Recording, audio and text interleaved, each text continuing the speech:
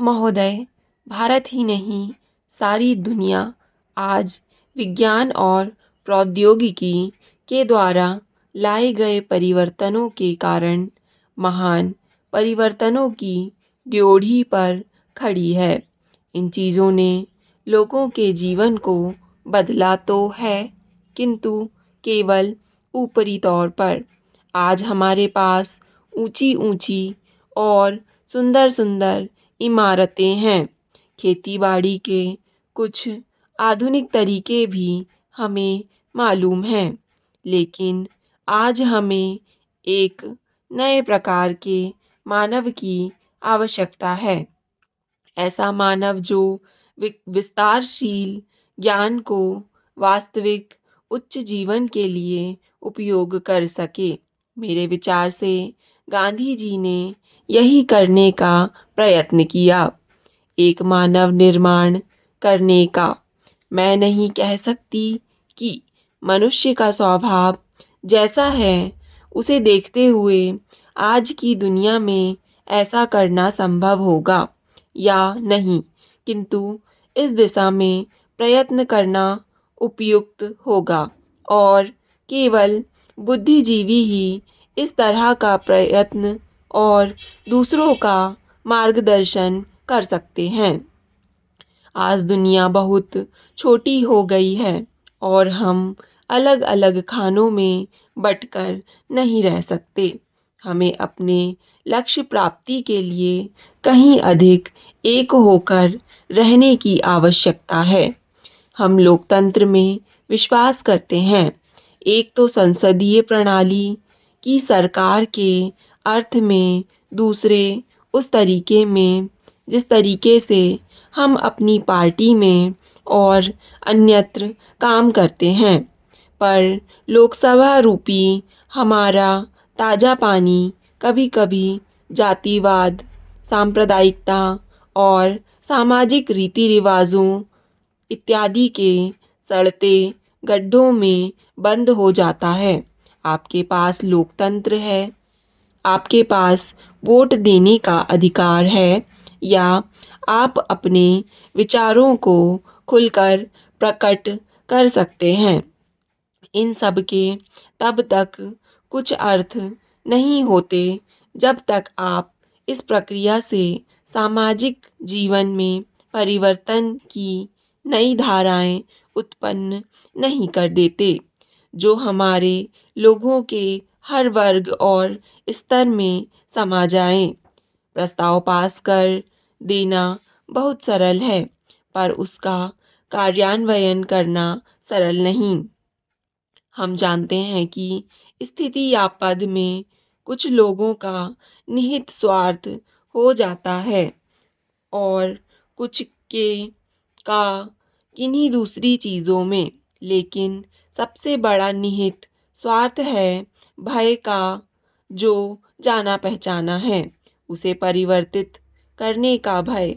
हम जानते हैं कि अमुक चीज़ बुरी है, फिर भी हम उसे परिवर्तित करने से डरते हैं।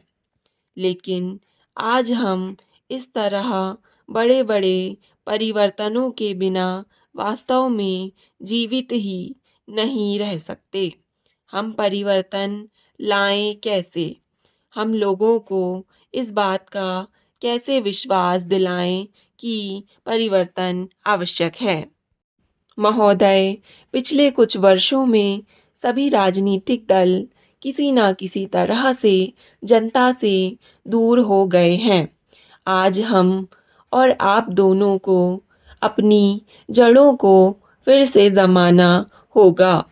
जनता से प्रेरणा लेनी होगी। हमें जनता की आकांक्षाओं, उसकी मांगों और उसकी आवश्यकताओं के अनुसार चलना होगा। अपने देश के विशाल आकार के कारण यह बहुत बड़ा काम है, लेकिन उस आदमी के लिए कुछ भी असंभव नहीं जिसने कुछ करने के लिए कमर कस ली हो। कुछ देशों में लोग चढ़ने के लिए पहाड़ों की ऊंची से ऊंची चोटियों की तलाश में रहते हैं।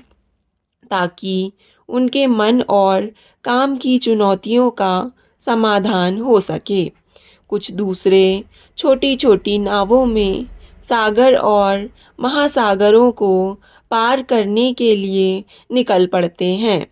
ये सब असाधारण उद्यम हैं, किंतु हमारी चुनौतियाँ तो हमारे दरवाजे पर ही दस्तक दे रही है।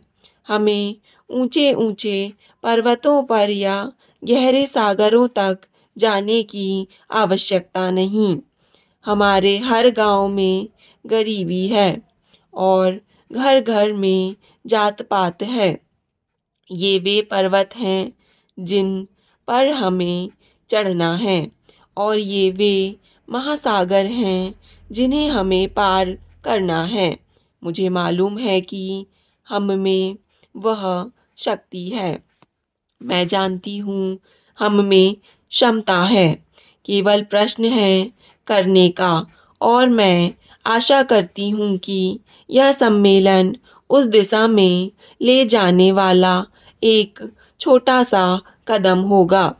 आदमी के चंद्रमा पर पहुँचने के बाद किसी ने कहा था कि वह कदम रखने वाले के लिए छोटा सा कदम है, किंतु मानव जाति के लिए बहुत बड़ा कदम था।